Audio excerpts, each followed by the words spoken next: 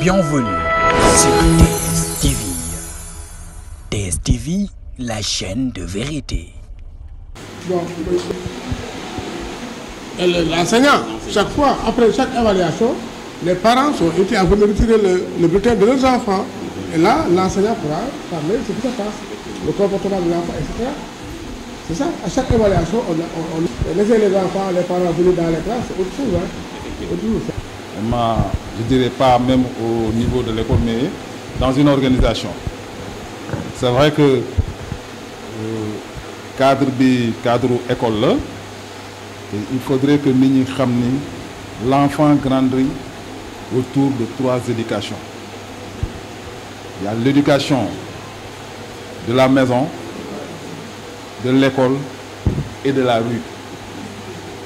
Maintenant, quitte l'éducation de la maison et de l'école, nous allons faire de telle sorte que l'éducation de la rue est au doole. Il faut le dérapage qui est. L'école ne fait que donner des leçons, mais ça s'apprend à la maison. Donc, ça veut dire quoi que l'éducation de la maison concerne 65 voire 70% de l'éducation de l'enfant.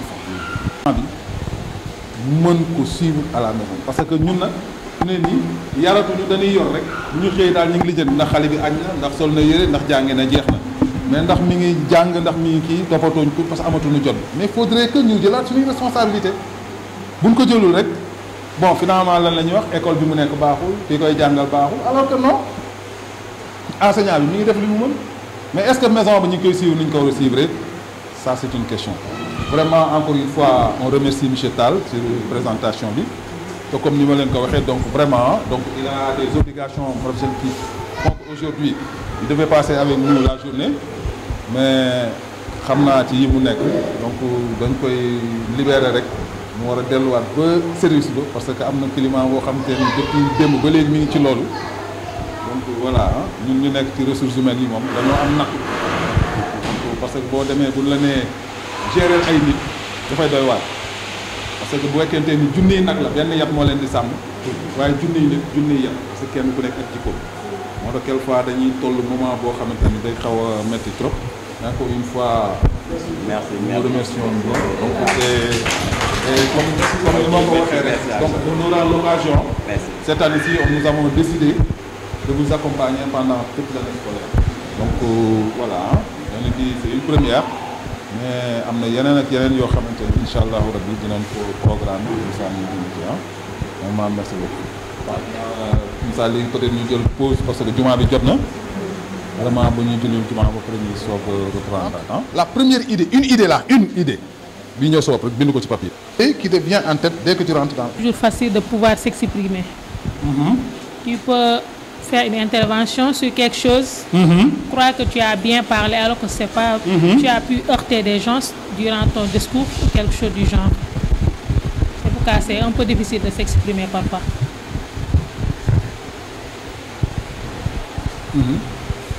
Ok, tu peux dire autre chose? Savoir vivre. Comme elle l'a si bien dit, savoir s'exprimer, tu peux s'exprimer en t'offensant quelqu'un. N'est-ce pas? Donc, enseignant quoi. Non, pas du vrai. Tout. Parce que quand tu me dis savoir vivre, ouais. Donc c'est borne départ, borne arrivée là quoi. C'est de la naissance à la mort. Ouais, si. Le principe. Non mais de femmes lu rare lo xamantene mom la bëgg nga citer mako. On est savoir vivre rek. Ouais. Là. Tiens.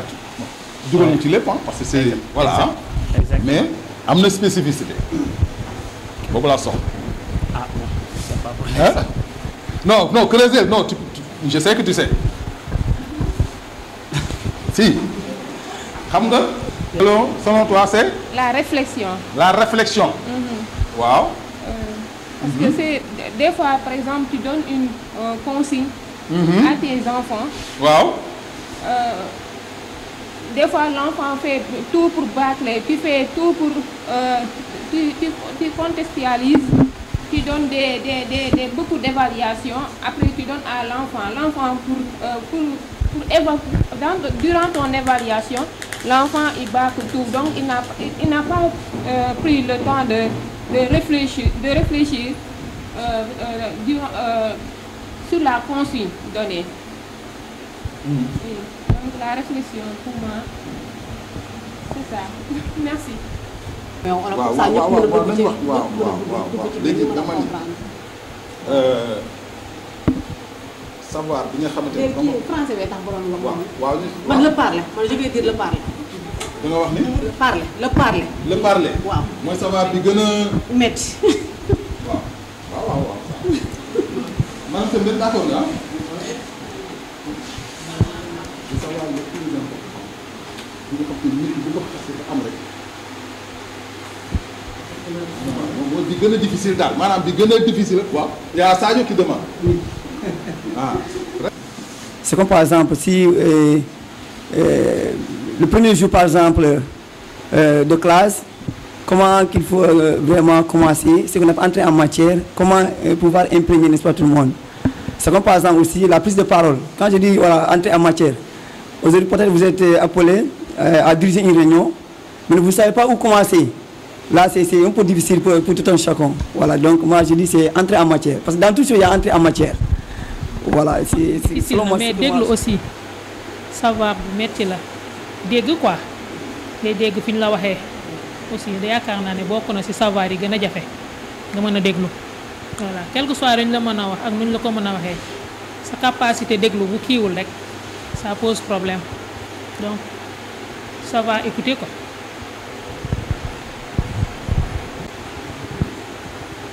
xam sa bopp xanaa voilà.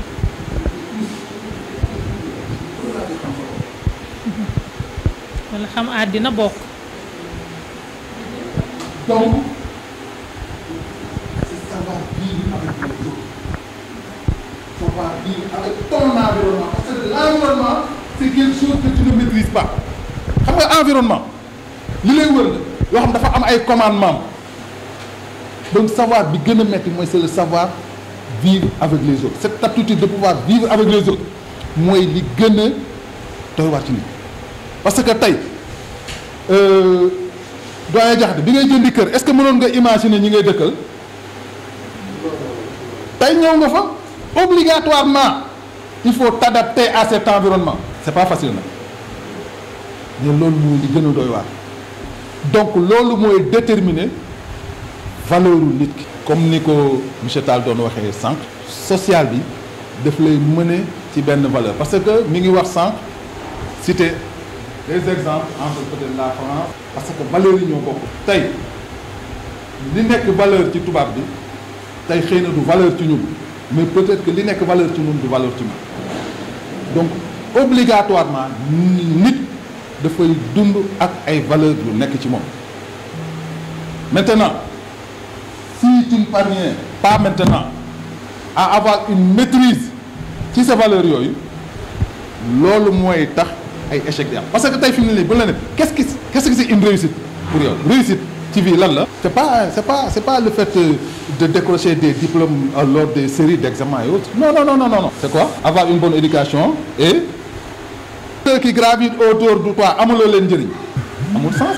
du maintenant li ñuy dugg nii mooy l'évaluation personnelle nit ki naanaam nan ngay càmbaree sa bopp pour am ce qu'on appelle une estime de soi parce que pour que les autres puissent t'estimer il faut que yow nga estimer sa moom la olof di wax bu la kenn xamul it yow nga xam sa bopp parce que nit bu taxee mu ne la madame Dia yow estimer naa la te moom estimer wul boppam xamal ne dafa lay nax pour nga mën a estimer nit ki foog nga estimer sa bopp te pour nga estimer sa bopp il faut que nga def ce qu'on appelle cette introspection là xool sa bopp yow maanaam li naan nga peese sa bopp xam sa valeur lan la donc loolu moom mooy étape bi nga xamante ni ci la ñuy ñëw dugg léegi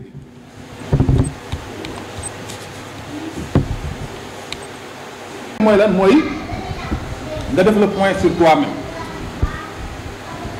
pour nga def le point sur toi da ngay xool régulièrement yow lan nga mën ban ressource nga am lan nga manqué lan nga war a mottali lan nga war a moytu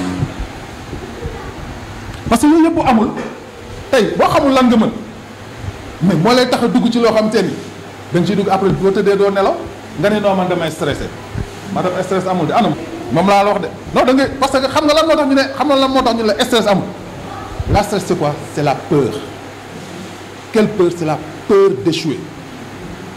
yaa ngi dem examen jàngaloo bu baax nga ni bu ma demee est-ce que du ma échouer. dugg nga ci loo xamante ni nee nga kii abal ma 300000 bu leen dee ma fay la ak xalaw fenn foo ko jëlee samedi ak dimanche bi doo nelaw damaa stressé non stressé woo de da ngaa ragal mu ñëw taxaw sa kanam na la fay ma sama xaalis te amuloo. donc c'est la peur d'échec qui existe mais pas le stress. stress amul tur la bu gars yi créé nii rek mais tu as peur d'échouer waaw.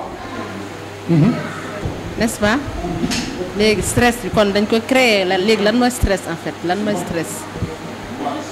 voilà léegi moom laa la wax ma ne la le stress c'est la peur d'échec loolu mooy stress parce que tant que yaa ngi dugg ci li nga xamante ni loolu nga bëgg tant que yaa ngi nekk ci situation bu mu mën a nekk nga nekk ci côté bi nga xamante ni noonu nga war a nekkee pourtant bu ngeen di def booy def examen mais du ñëpp ñooy wax ni dañoo stress am na ci koo xamante ni da koy wóor danaa non man Sénégal xam naa ni moom bu at mi day am man maay at mi su ma amul kenn du am kooku du stressé parce que xam na ni jàng na li mu war a jàng lépp mais ki nga xamante ni mi ngi nekkoon ci ay tappaleeg def yëg bu demee ça lui fait benn peur au vent. loolu mooy indi stress muñ jël la yëg yi physiologiquement bu demee ci stress physiologique moom moo lay indil ñu naan la tension bi dafa yéeg kii bi dafa nangam kii dafa nangam wala mu demal la ci stress cognitive am da ngay dem mujj gi tu parviens plus à réfléchir xel bi doxatul mais non man daal dama stress fi mu ne nii mënumaa xalaat dara non parce que dafa am benn situation bu téye sa bopp non dafa am benn situation bu téye sa bopp en général li lay tere xalaat noonu bis bu réglé rek nga continuer yaa ko teg sa bopp. oui c'est ça. On s'en débarrasse, si je comprends. Mais vous allez m'excuser les maîtresses, les Yaceda, parce que moi, comme en tant qu'apprenti philosophe, comme Nietzsche, ce qu'il avait dit, il disait que c'est les plus faibles qui ont créé Dieu. C'est comme par exemple, quand vous êtes en face d'une situation, donc vous ne pouvez pas vraiment relever le défi. C'est comme par exemple, madame, mais vous faites peut-être un enfant qui fait quelque chose de bêtises devant toi, tu réagis immédiatement. Donc, voilà. Tu ne vas pas réagir. Mais le plus fort, comme tu c'est pourquoi. Non,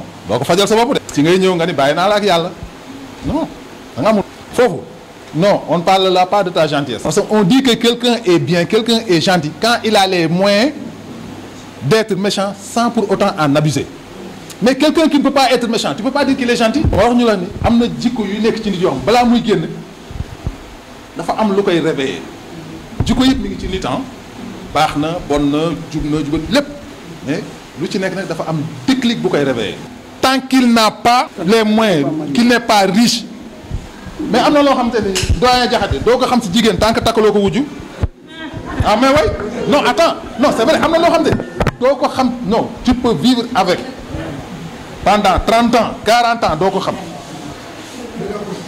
mais le jour où tu vas dire que non, Douki, mais c'est vrai. Parce que c'est l'homme de nature, c'est l'homme qui est comme ça.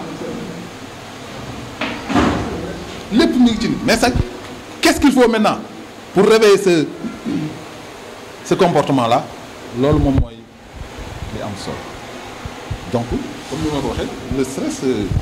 dañ koy créer nii rek mais doxul non doxul yaa Seyda bañ nga de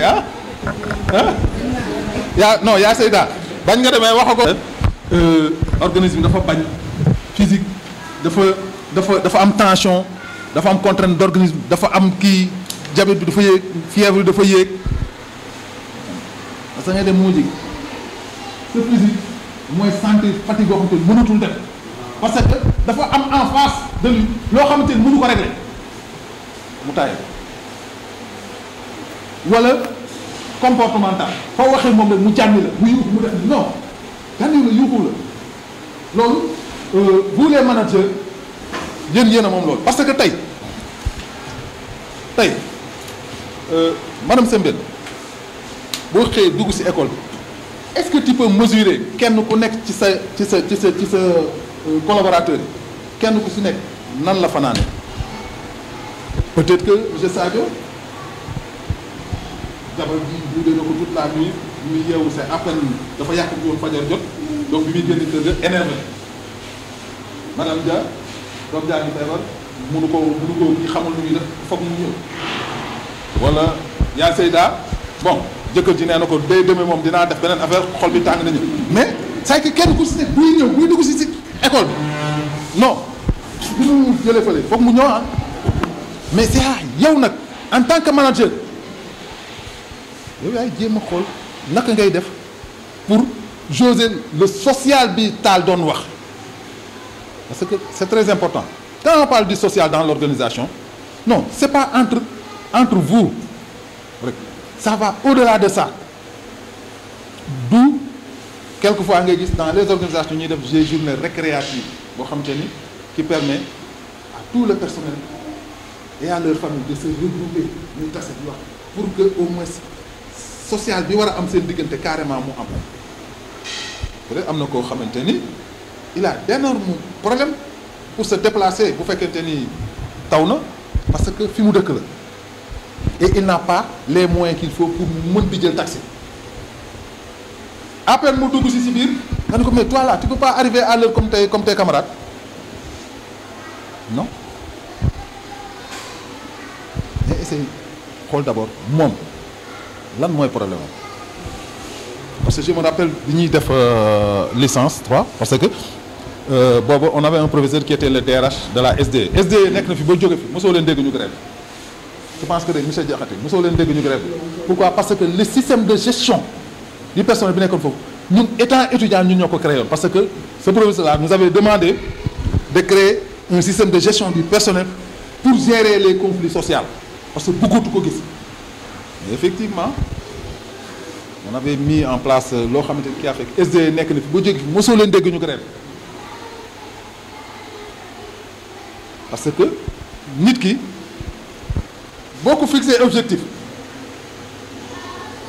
day am loo xamante ni moom koy jauger d'abord ba xam moom war na mën a jot objectif bi est-ce qu'il a les moyens intellectuels pour atteindre l'objectif est-ce qu'il a les moyens financiers pour atteindre l'objectif est-ce qu'il a les moyens matériels pour atteindre l'objectif est-ce qu'il a le moyen temps pour atteindre l'objectif parce que le temps en fait partie nga jox nit ki léegi 1000 francs ne ko il est 15 heures demal Dakar dellu si waat 15 heures et quart na la fi fekk mais da ngay sonal sa bopp mais du ko def parce que tu jox nga ko lépp mais tu ne lui as pas donné le moyen temps bu loolu yëpp regroupé woon nag léegi moom atteindre l'objectif à partir de ce moment là ci ngay xool moom ba xam lan moo ko bloqué. ensuite jékki-jékki dañu la kii dafa am ay dépression stress il faut l'éviter te pour mais solution bi man du ma dem wax ci ñu may xamal sama bon booba rek indi nga frein boo xamante ni day indi blocage boo xamante ni ëllëg conséquence bi ñëpp ñoo koy bokk parce que tey benn classe boo xamante ni dañu dem à la fin de l'année classe bi def 25 élèves 24 yëpp am moyenne 3 loolu waxuma la du enseignante bi rek mais école bi yëpp la. c'est pour corriger cela. On a des animations pédagogiques dans les cellules pour corriger ce comportement-là au niveau des enseignants. yow da ngay enseigner nii boo demee ci animation bi nga def nga présenter leçon teg ko nii lépp la xool nga def ko ba pare alors en ce moment-là da nga gis ay rectificatifs yoo xam ne xamuloo ko ñoom ñoo lay corriger voilà. donc doon wax ni donc inventaire personnel li ñu commencé ci faire le point sur soi-même. boo defee le point sur soi-même après lan ngay def orienter sa évolution personnelle def nga man maay kan mais man fan laa jëm xanaa au moins nit ki war nga toog parce que doo xëy rek ngay dox nii rek divaguer nii rek sans war nga wax non man fan laa jëm. xale yi bu tuuti bi nekk ci CI sa boo ko laaj dañ la man damaa bëgg a nekk nangam yow fan laa jëm boo xasee ba suivre fan nga jëm noonu léegi rek nga def nan ngay def pour piloter évolution boobu nan ngay def pour piloter évolution boobu pour nga piloter évolution boobu nag day fekk ni mu nekk nga fixer objectif boo xamante ni qui est précis parce que objectif personnel non du yàlla day précis day jóge ci point bi dem ci point bi aujourd'hui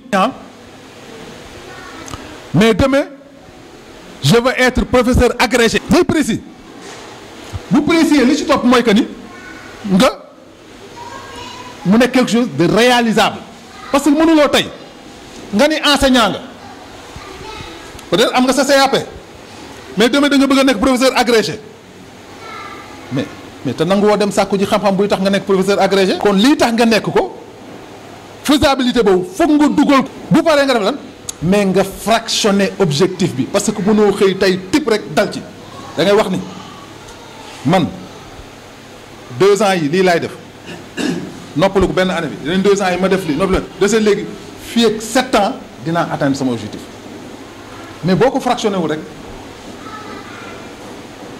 doo mën a dem ndax lan doo ko mën a évaluer yow sa évolution sa niveau d'évolution fi muy toll doo ko mën a xam il faut que nga fractionné ko ne ren lii laay def déwén ma def lii beneen année bi ma def lii leneen année bi ma def lii au finish ma arrivé ci niveau bi mais doo fixé nii rek teg ko noonu rek après dem sans pour autant doo mën a egg parce que d'accord def nga objectif bu précis tracé woo yoon bi nga war a jaar pour nga egg fa non seulement nanguwuloo dem sàkku ji xam-xam pour kii mais mënuloo kii oui.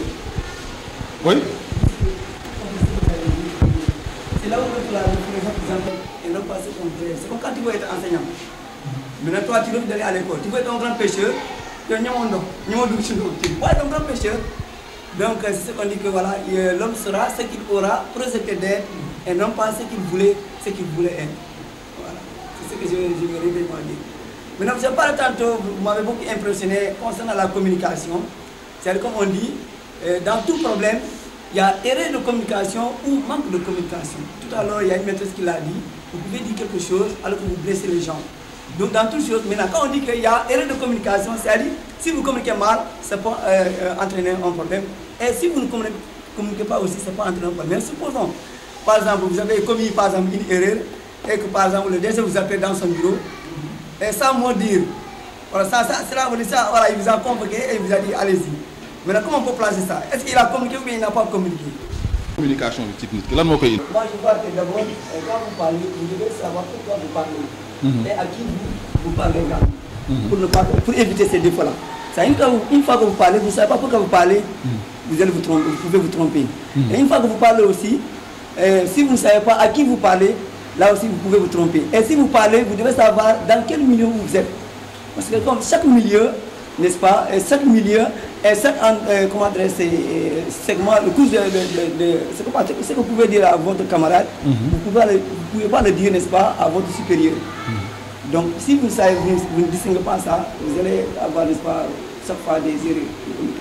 D'abord, il faut connaître à qui vous parlez, pourquoi vous parlez, à qui vous parlez, et dans quel endroit vous êtes pour parler. Oui, je suis d'accord. Qui n'est pas d'accord? Madame? N'est pas d'accord. dégg la laaj wax ak sooy wax ak ni ngay waxee xam nga tey madame Sembène mooy sunu directrice dafa am nooy waxee ak moom bokkul ak yow sa collègue ni ngay waxee ak moom monsieur Diakhaté c'est notre directeur pédagogique dafa am nooy waxee ak moom ku nekk da nga koy jox sa cër xam nga entre collègues miinante nañ de telle sorte que comme dama gis bu ma ñëwee chaque jour tantôt bu ñu daan jox dañuy wax ne madame Fall parce que peut-être madame Fall am nañ ak moom relation boo xam ne plaisanterie quoi mais du bokk ak madame Sembène wala monsieur Diakhaté ni ñuy wax ak moom il faut savoir parler quand et où et la manière aussi de parler tu peux parler sans heurter la sensibilité de la personne voilà ça c'est très important aussi. Merci. Simplement par rapport à la communication parler c'est bon mais il faut avoir aussi le sens de l'écoute.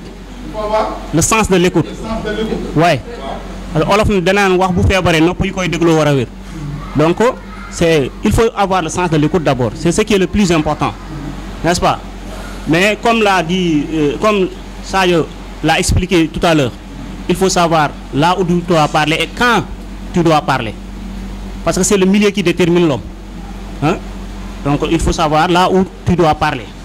N'est-ce pas? Parce que la communication c'est sensible.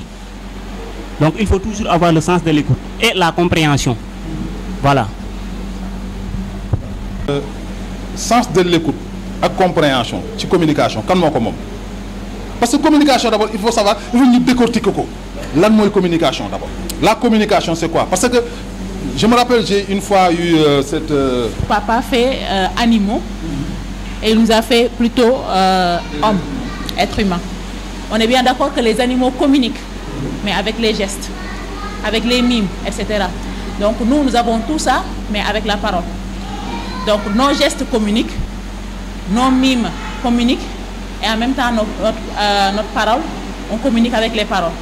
Donc quand on communique, on parle avec quelqu'un, donc comme mes collègues l'ont souligné, il faut prendre en compte le lieu, le moment, la personne à qui on est en train de communiquer.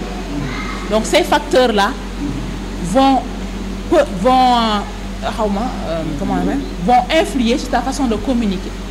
Par exemple, quand je m'adresserai à un président, je prendrai sur moi de garder mes mains dans mes poches, histoire d'éviter d'indexer tout le temps le président.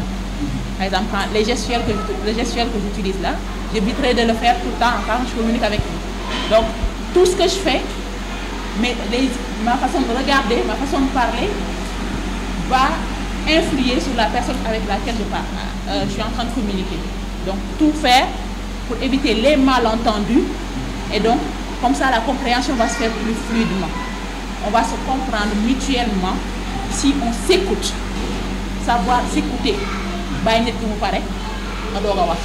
Quand tu dois lui couper la parole, tu t'excuses pour ne pas sembler, comment on appelle, comme on dit tout le temps, je ne voudrais pas paraître impoli, mais je voudrais dire quelque chose.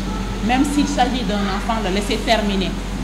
Ne pas lui couper la parole, ça lui donne de la personnalité, ça donne de l'importance, encore moins un adulte entre nous.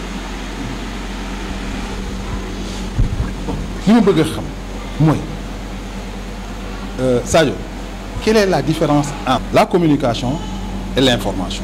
Voilà, c'est ce que j'ai appris dans l'école du journalisme. La communication est interactive. Dans la communication, il faut un récepteur et un émetteur. Voilà, un émetteur. Voilà. C'est comme par exemple, c'est que communiquer est différent de parler. Ok. Pour parler, on peut parler tout seul. Il faut ne pas avoir, n'est-ce pas, comment adresser un récepteur. Maintenant, l'information, c'est comme par exemple l'information, c'est comme supposons, durant l'ouverture, quand vous voyez par exemple les œuvres d'une tendresse, donc c'est une manière de s'informer, voilà, de communiquer, de dire, voilà, déjà ces élèves-là, et c'est des élèves, n'est-ce pas, d'une tendresse. Voilà.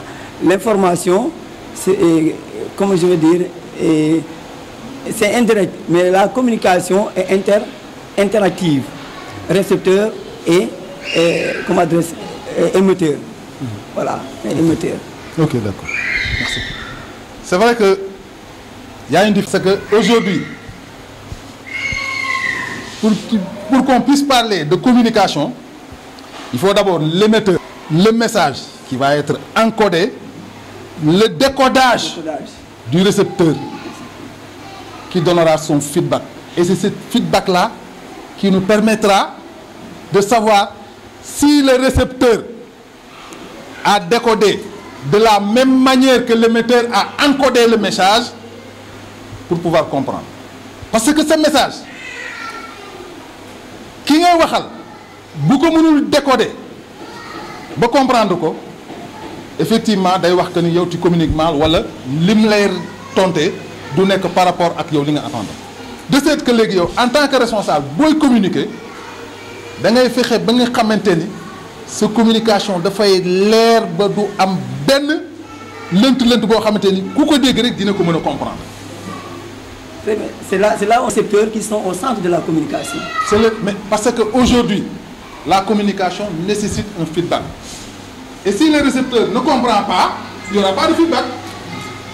Donc, il faut tout faire pour que li ngay wax nit ki même mu leer clair ba nga xamante ni bu ko déggee dina xam ni kii lii la wax.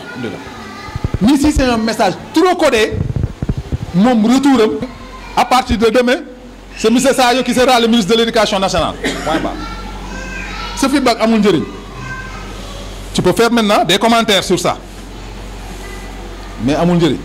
Mais boo ko waxee loo xam moom dafa war a tontu à partir de ce moment là la ñuy wax ni yéen a ngi communiquer da ngay wax jox ko mu wax delloo la léegi moom lim lay delloo mi ngi dépendre ci ni mu comprendre yow li nga ko wax.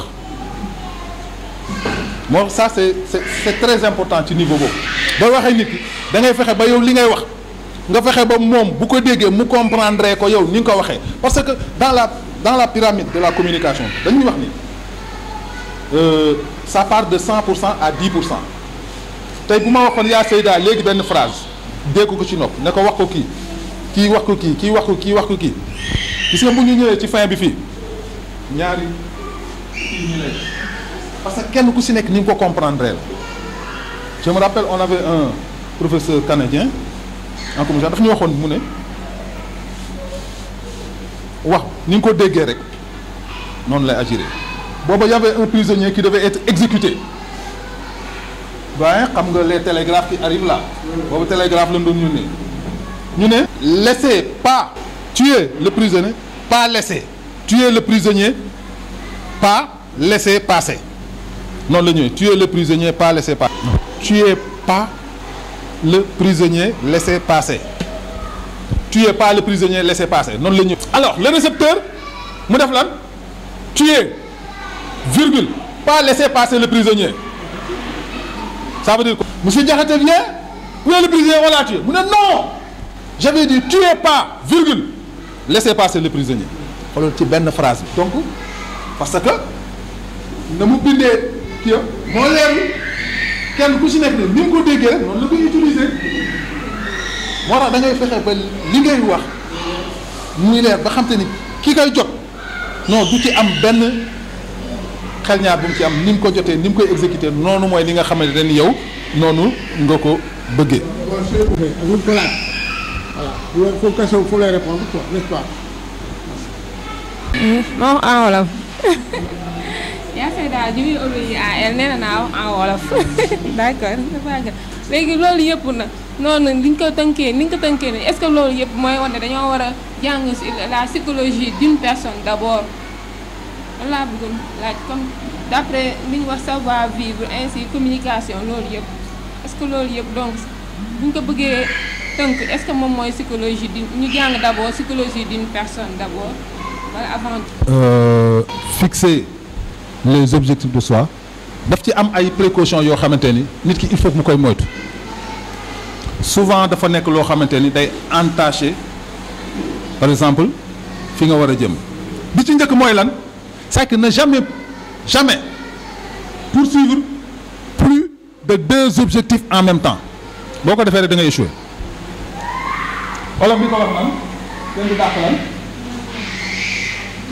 kenn du dàq ñaari jaar boo bëggee dàqandoo ñaari jaar rek bii day jaar nii bii jaar nii finalement nga ñàkk ñaar ñëpp da ngay topp benn jàpp ko rek soo ko dem wutiwaat beneen donc on ne peut pas dépasser plus de 2 objectifs boo ko defee rek tu te perds bi ci topp mooy c'est que il faut toujours formuler de façon positive affirmer ce que l'on désire le plus parce que gis nga booy wut yaa Seyda booy wut wutal lu gën a baax tu sais pourquoi mais boo mooyee nga dal ci lu baax mais bu fekkee da nga ni lu baax rek laay wut non boo mooyee rek ci lu bon nga jëm donc booy wut di naan ajal baar bi ba mu kawe nga am doon au moins boo waddee sax nga mën a dal ci beneen premier étage bi waaye boo nee man lu baax rek laay wut boo échoué rek ci lu bon nga jëm donc booy wutal lu gën a baax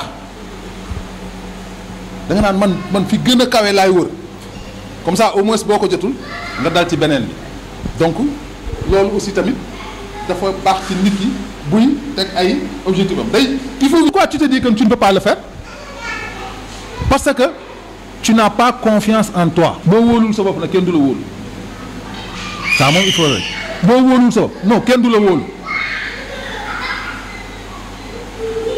sa kër sax sa njaboot yi si sa doom yi am na ci koo xamante ne booy wax ak moom da ngay xool ni ngay waxee ak moom ndax lan personnalité bi muy dégage day gëm boppam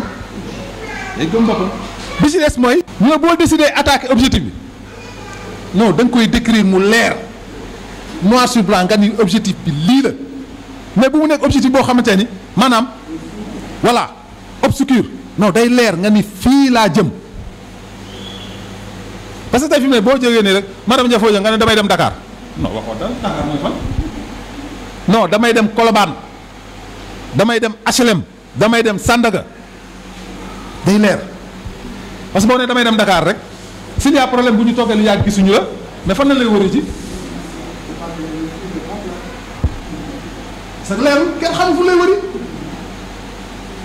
alors que boo nee maa ngi dem HLM non bu ñu toogee heure non HLM la waxoon lañ dem nan dem HLM donc nit ki sa objectif da nga koy déterminer mu leer ba pare nag la lu ci topp mooy ñun le jour après jour semaine après semaine ne pas hésiter à revenir sur son objectif et à le repréciser bu fekkente ni gis nga ni yow fi ngay jëm du foofu quelquefois tu reviens sur son objectif nga repréciser ko et enfin cinquième position bi mooy il faut que toujours maanaam mooy li ñuy wax les rêves deviennent réalité c'est objectif visualiser ko même mel ni comme si c'était déjà fait teg ko sa kanam nii gëm ni donc yow di nga fa ari loolu mooy li nga xamante ni moo lay permettre yow en tant que nit yow nga mën a forger sa objectif par rapport ak sa personnalité ba nga xamante ni tey keneen mënu la jóg dévier la ci li nga xamante ni yow loolu nga nekk parce que nit fu la nit mi ngi commencé ci en développement personnel da la koy wax fu la nit mi ngi commencé xam nga fan la commencé madame Dia yow nga ñëw gis nu may def noo xam baaxul nga ne da ngay wax ak man pour ma changer nga wax ba sonn ma bañ mënumaa changer mais yow ñàkk fayda boo xam te ne man bu ma la waxee yow nga changer man fula bi ma am ba mënoo ma changer yow da nga war a am fula bu ko ëpp ba man du ma la mën a changer loolu dafa bokk ci personnalité bi. je pense que en grosso modo j'ai été trop long et trop bavard mais quand même waxuñu li ñu bëggoon wax lépp defuñu li ñu bëggoon def lépp xëy na bon dañuy jàpp ni yaa seeda dañuy jàpp yàlla moo dogalee noonu parce que xëy na voilà parce que ñun ay ceddo la ñoom ñoo ñu gën a kii quoi yàlla moo ni moo dogalee noonu mais comme je vous l'ai dit donc on aura l'occasion peut-être voilà de tenir d'autres séminaires donc vraiment di leen remercier ci attention yi parce que toog di wax ni di la déglu dafa waaw neexul quoi parce que ñu xamuñu dara dañuy kii rek quoi dañuy kii rek bon bien que am na ay ateliers yu ndawaan yoo bëggoon nañu ko def mais le temps ne nous l'a pas permis ndax li ñu yéex a démarrer mais quand même voilà on garde ça quelque part en repérage et vraiment s'il y a des questions des interventions il faut après bon jox vraiment directrice équipe comme ça ñu kii sur cette prestation, nous avons beaucoup appris. Nous avons beaucoup appris. Voilà, vraiment, on vous remercie. Vraiment. Merci beaucoup, M. Barre. Notre séminaire d'aujourd'hui a été riche en apprentissage, riche en enseignement. Nous avons tiré beaucoup de cet enseignement-là, de choses que nous ne savions pas, de choses que nous savions mais que nous n'appliquions pas. Donc il est bon de savoir, mais aussi que nous nous rappelions ce que nous savions mais que nous ne faisions pas. Donc occasion bi loolu rek la woon xamal ñu loo xamante ni amaan na dañ koo réere woon ngeen ñu gën a performance suñu liggéey mais wa tamit ñu fàttali ñu loo xamante ni amaan na dañ ko fàtte woon nag ñu gën a mën a taxaw ci suñuy obligation parce qu'en tant qu'enseignant on doit répondre à beaucoup beaucoup de devoirs. On en attend beaucoup de nous. La société attend beaucoup de nous. Que ce soit les parents, que ce soit les enfants, que ce soit même ceux qui nous observent mais qui ne sont ni parents ni autre chose. Mais on attend beaucoup de nous. Amna lu ñuy xaar ci ñun. Donc lu ñuy xaar ci ñun non faaw ñu xam ñun ñoy ñan. Lan lañ wara def. Kan lañ ko wara def ak nan lañ ko wara defé.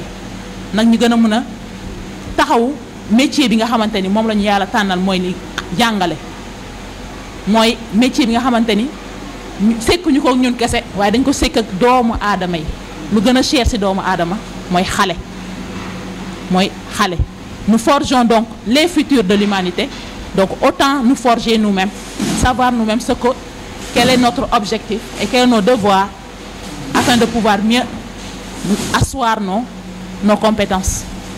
Donc on vous remercie Monsieur Barre d'avoir bien voulu partager avec nous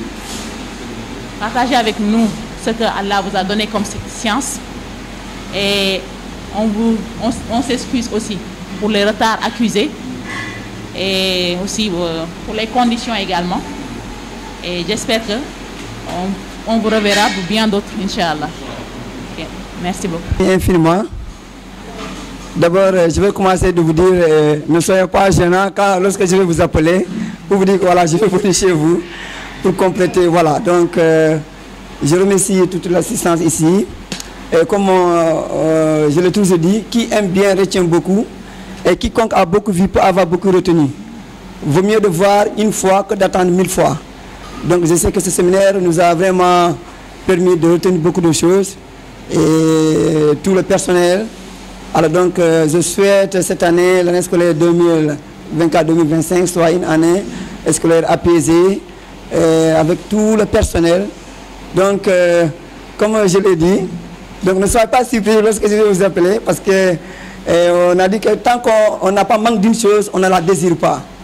Donc notre métier, c'est un métier vraiment noble mais difficile. Donc parce que on enseigne et on se fait enseigner. Imaginez quand on descend à l'école, on arrive à la maison, au lieu de se reposer, mais vous préparez ce que vous devez enseigner. Donc c'est une continuité, n'est-ce pas, d'apprendre. On fait apprendre et on se fait apprendre. Donc je pense que nous avons retenu beaucoup de choses.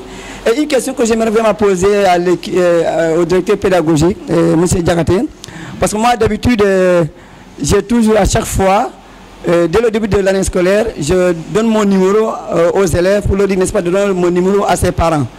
Mais l'année passée, j'avais un élève, il traînait, n'est-ce pas, la lecture, comme je suis titulaire, n'est-ce pas, d'une classe de CI.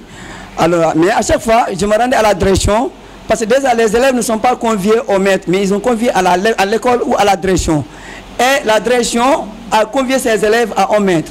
Donc je pense que s'il y a un problème, n'est-ce pas, le maître doit vraiment doit se rendre à la direction pour dire le comportement de tel élève. Maintenant, c'est à la direction d'appeler aux parents de cet élève.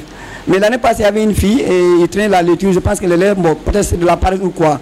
J'ai discuté avec l'administrateur qui adresse Mme Diop et mais jusqu'à ce que le parent même voulait retirer l'enfant. Voilà, parce que j'ai insisté, parce que j'ai dit que l'enfant, il faut qu'il ait un espace suivi à la maison, il faut qu'il ait un répétiteur. Maintenant, je pose la question à M. Diakhaté, est-ce que si peut-être on remarque un tel comportement particulier à un élève, est-ce qu'on doit appeler l'enfant ou bien on va se rendre à la direction? Maintenant, si le problème persiste, qu'est-ce qu'on doit faire? C'est la question que j'aimerais vraiment poser à M. Diakhaté. Je vous remercie. Alors, si tu as ce genre de problème-là dans ta classe, la meilleure des façons, c'est d'aller informer la direction. C'est la direction qui doit convoquer le parent, il vient avec toi. Quand le parent vient maintenant, alors toi, on t'appelle, vous allez vous expliquer dans la direction. Et on va prendre les solutions nécessaires. Vous avez compris? C'est comme ça que ça se passe. Tout se passe au niveau de la direction. On va convoquer, la direction va convoquer le parent vient à la direction et on vous appellera, n'est-ce pas? Là, pendant la récréation, on va discuter sur ça, sur le comportement de l'enfant. Ensuite, vous avez uniquement les rencontres entre parents d'élèves et l'enseignant. Vous avez ça. Après l'évaluation, on convoque les parents de venir prendre leur bulletin. C'est en ce moment-là que vous avez l'occasion de discuter amplement avec les parents d'élèves. Est-ce que vous avez compris? Madame Aïssatou Fall, qui a l'école Nid de Tendresse depuis 2017. L'école Nid de Tendresse, c'est une école franco-arabe.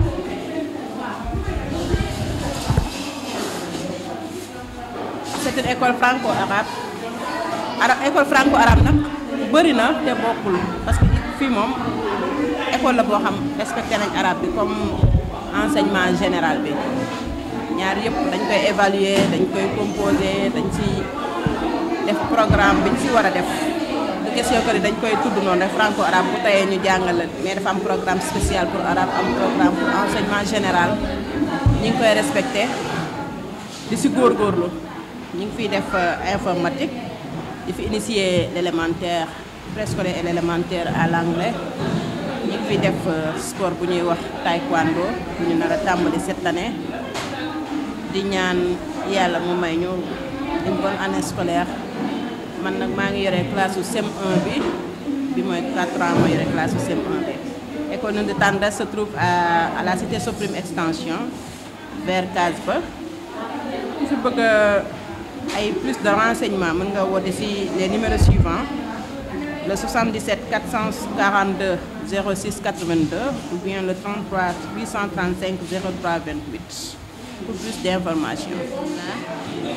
maa ngi tudd yaa Seyda Ndeye Fatou Dieng maa ngi ñëw ci Nid de Tendresse bi 2020 2021 maa ngi fiy jàngale après midi yi arabe ak alxuraan waaye suba yi moom le matin 8h 13h maa ngi beneen école. asalaamaaleykum wa rahmatullah maa ngi tudd yaa Seyda Ndeye Fatou Dieng maa ngi ñëw ci école Nid de Tendresse 2020 2021 bi ma njëkkee ñëw année bi ma njëkkee ñëw jàngale naa fi daara vacances ak grande section année bi ci topp ma jàngalee fi ma dem moyenne section daaw l'année dernière laa yoroon petite section ak très petite waa ren tam damay jëlaat petite ak très petite ñi ngi fiy jàngale alxuraan ak xadis ak ay ñaan ay way ay taalif loolu lañ fiy jàngale matière yooyu xadis alxuraan taalif way ay ñaan la vie du prophète siira naka la ñuy tiimee naka la ñuy jullee naka la ñuy jàppee. li nga xamante ni mooy une école où il y a les enseignants qui gèrent nos biens les plus précieux pour paraphraser Cheikh Hamidou Kane dans l'aventure ambiguë. Il disait que nos enfants ce sont les biens les plus précieux. Tey tout ce que je peux faire moi en tant que parent d'élèves pour que vous soyez dans les meilleures conditions possibles d'exercer ce métier combien noble, moi je le ferai avec tout plaisir. Donc encore une fois, je vous remercie de votre attention et vous rassure que tout au cours de cette année scolaire, Inch'Allah, on aura des occasions et des occasions à faire des échanges. Inch'Allah, on le dit. Et comme je vous l'ai dit, donc, je pense que je reste très disponible et très ouvert donc, sur beaucoup de choses. Donc, ne vous gênez pas, n'ayez aucune difficulté à me joindre pour me dire qu'il y a telle situation, et nous, on voudrait que tu fasses ça et ça pour nous, que ça soit au niveau de la direction générale, que ça soit au niveau des enseignants qui sont faits. Parce que je me considère comme un acteur à part entière de cette organisation-là. Vraiment, doyen Diakhaté, donc je vous remercie. Donc, Madame la directrice, donc je vous remercie beaucoup et vraiment vous dire bonne continuation. Merci. Wow. Bienvenue sur TSTV. TSTV, la chaîne de vérité.